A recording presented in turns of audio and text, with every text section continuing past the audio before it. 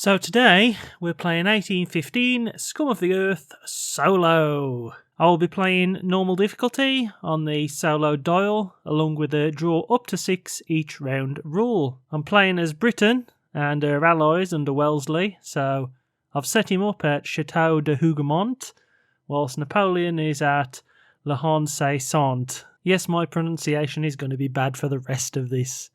I'm from the Black Country, it's just going to happen. But anyway, this is my initial 6 cards. I won't be showing them all the while, as I just want to focus on the game itself, where I will, of course, be going first. So I play James Hamilton by removing these 3 cards, and the French place Charles Bedouin.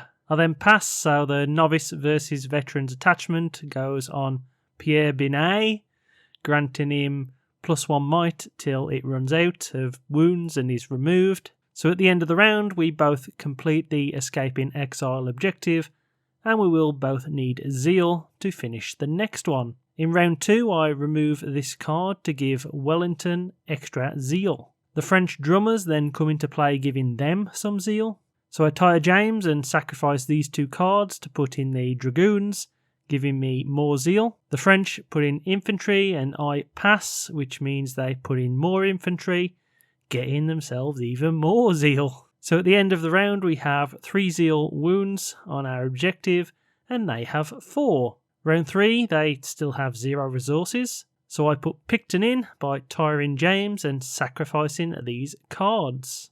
They then put in more infantry, and I respond by putting in some Hanoverians, giving me more Zeal and might. The French respond with Louis Bermont and run out of 0 cost cards, so we both pass, meaning we complete our objectives at the same time, and now we need might as well as Wellington takes command, but Napoleon still needs Zeal. Going into round 4 though, they have the 1 cost card deck to draw from. Now, I have drawn a pretty strong hand, and with me already knowing I have enough might to complete the objective, I decide to pass and wait to see what's next, meaning they can only place 1 card, which is Maximilian Foy taking over from Charles. So objectives wise, we complete ours and get an advantage, meaning we now need to declare war under the might objective,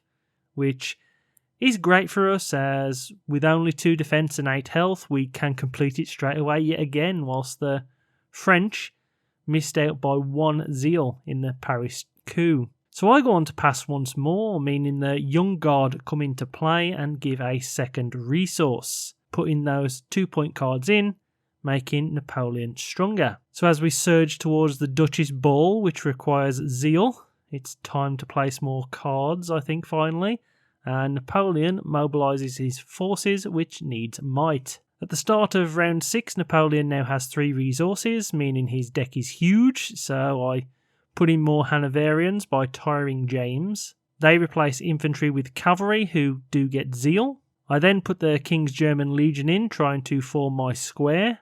They place injury wagons on Le Honce-Saint. I lastly place the Prussian Landwehr, giving me enough Zeal for the objective. The French then place down lancers and I pass, so they have the ammunition event, which is basically pretty meaningless.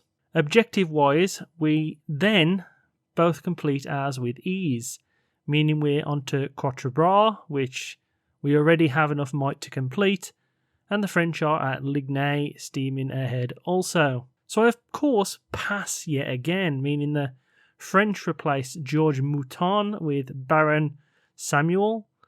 For objectives, we once again surpass them, so we are now at Waterloo waiting for Napoleon, as he's at Quatre Bras still, for this round anyway. In the 8th round, Napoleon now has 4 points to spend, so I place my first foot guards, giving me a decent square formation and a resource point. The French put in some artillery finally, so I'm about to be shot at, which means I tire the foot guard to play exploring officers, meaning I can play any British card for free, and so I replace the militia with Alexander Mercer.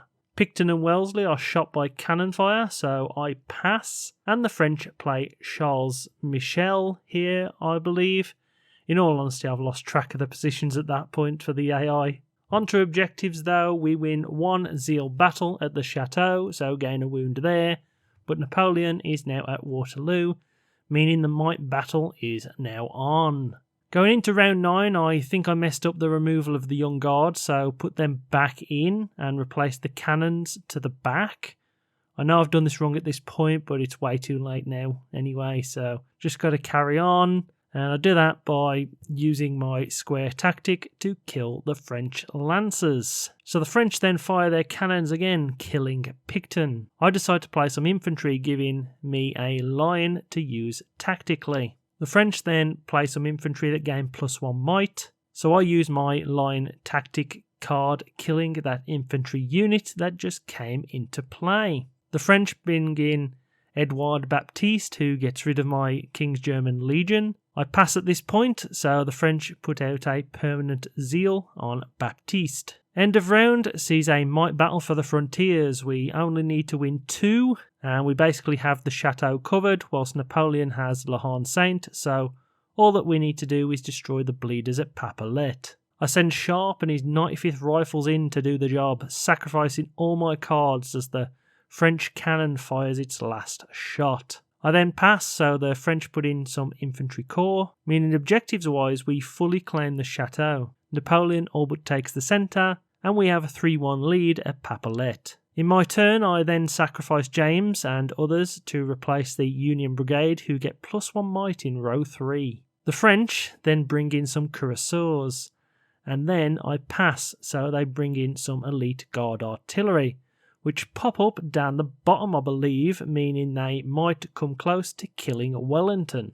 Need to be a bit careful there. Anyway, objective-wise, Napoleon claims the centre, and we get 4 on Papelet, so we're 3 off a win right now, barring any major cards from the French victory is all but ours. Especially when I pass, meaning the cannon has to fire. So during the objectives phase, Sharp and the rest of the lads capture Papelet, winning the game for us British. Thanks for watching, everyone. I know I've messed up with enemy placement and removing cards, but hopefully you get the gist of how this plays. I actually enjoyed this one a lot more than 1066 with the new draft rules for the solo bot, and the tactics are great if you work out placement correctly. Anyway, watch this video if you want to see more, subscribe, like, all that jazz.